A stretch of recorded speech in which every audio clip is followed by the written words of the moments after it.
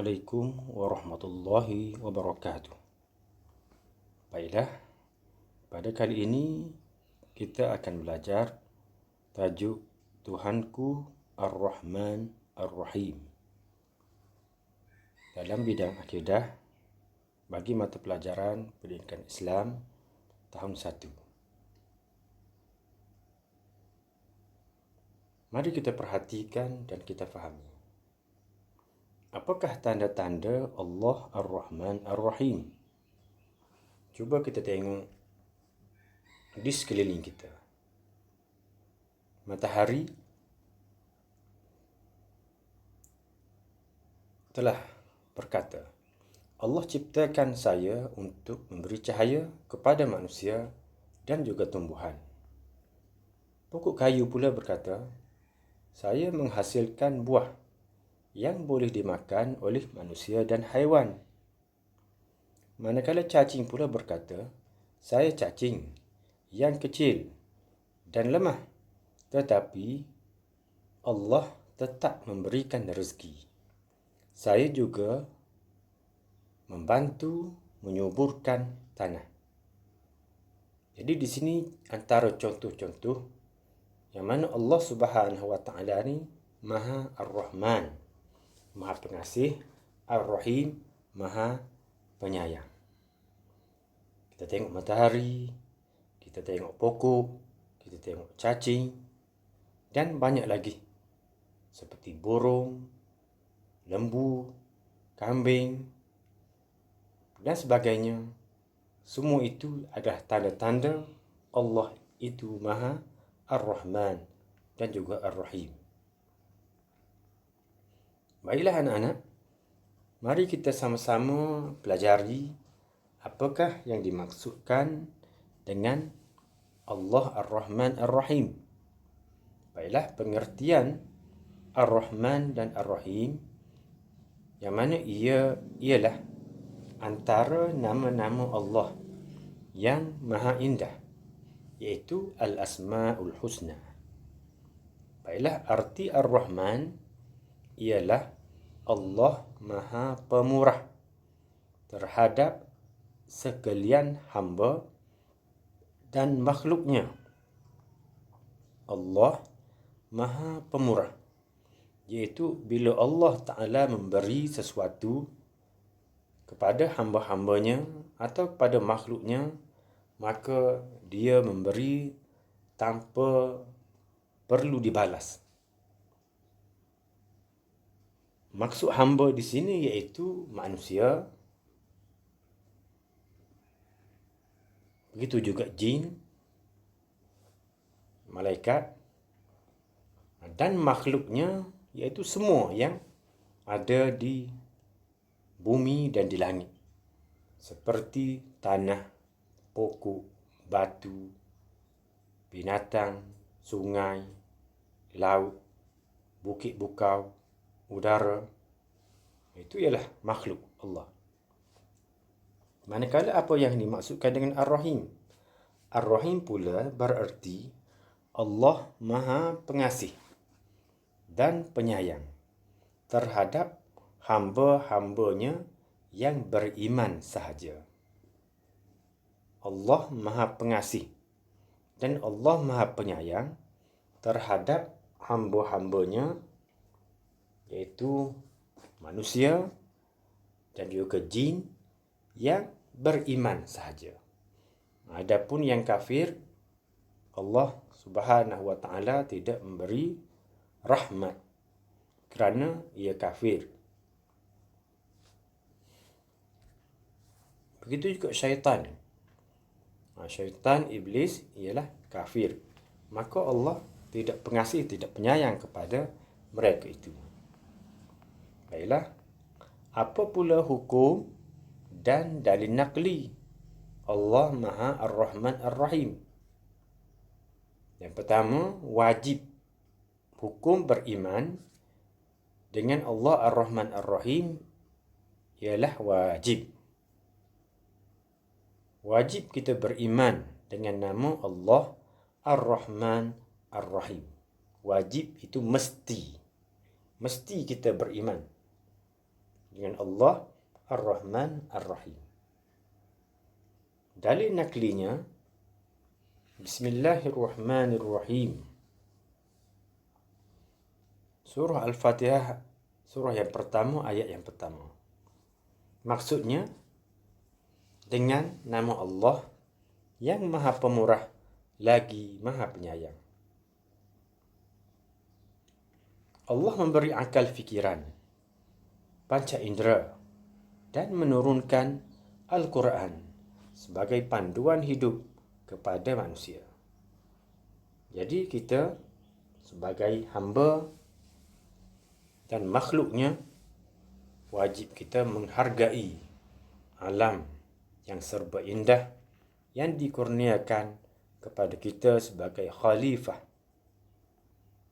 penduduk di atas muka bumi ini. Kemudian perhatikan dan fahami. Apakah tindakan yang perlu kita lakukan sebagai bukti kita beriman dengan Allah Ar-Rahman dan Ar-Rahim? Iaitu, yang pertama, mesti menjaga hubungan baik sesama manusia. Iaitu caranya macam mana, anak-anak?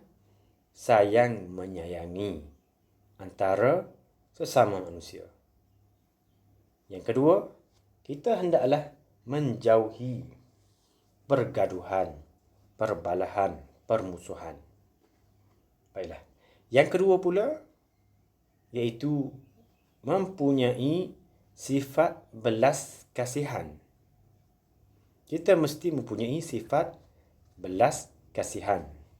Iaitu dengan cara kita bantu-membantu dan dengan cara kita bermurah hati. Sama ada kita nak beri bantuan secara perkhidmatan ataupun kita memberi bantuan dengan menghulurkan wang ringgit, atau kita memberi bantuan, memberi makanan dan keperluan asas dan sebagainya. Kemudian bersyukur. Yang ketiga, bersyukur atas nikmat yang dikurniakan.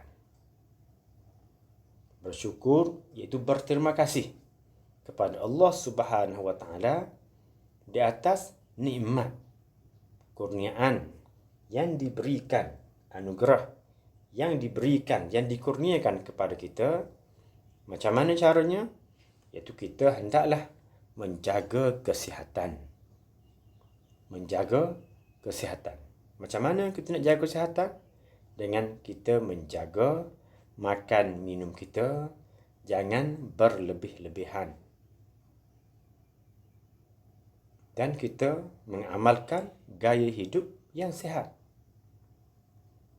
Yang kedua pula, cara kita bersyukur, iaitu kita mesti memelihara alam sekitar. Iaitu kita jaga, jangan buang sampah di merata-rata tempat.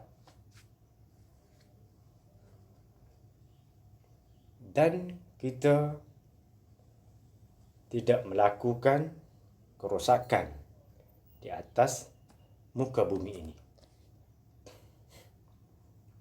Seperti melakukan pembakaran terbuka. Baiklah. Rumusan daripada pembelajaran kita pada kali ini, iaitu kita wajib beriman. Kita mesti beriman kepada nama Allah Ar-Rahman dan Ar-Rahim. Dengan bersyukur atas nikmat yang dikurniakan, yang diberikan oleh Allah kepada kita.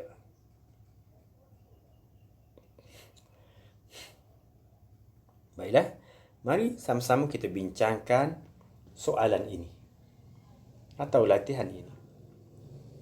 Saya beriman dengan Ar-Rahman dan Ar-Rahim. Baiklah, mari kita baca bersama-sama atau membaca bersama-sama rakan pengertian Ar-Rahman dan Ar-Rahim. Kita telah belajar tadi. Kemudian dalil nakli dan terjemahannya. Baiklah, ini jawapannya.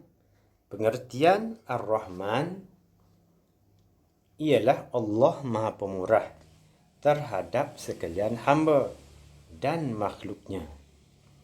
Manakala pengertian Ar-Rahim iaitu Allah Maha Pengasih dan penyayang terhadap hanya hamba-hambanya yang beriman.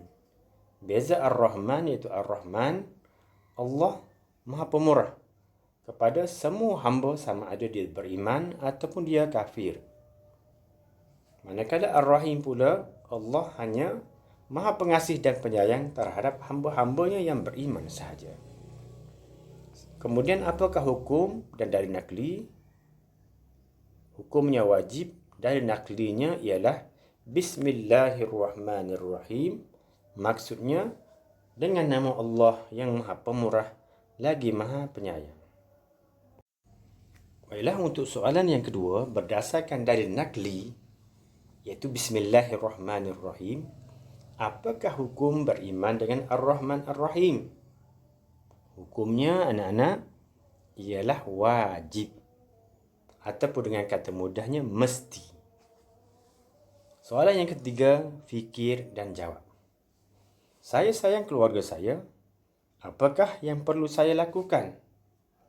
Baiklah, tengok contoh gambar yang pertama, iaitu menolong ayah untuk membasuh kereta. Itu adalah tanda kita bersyukur di atas nikmat Allah.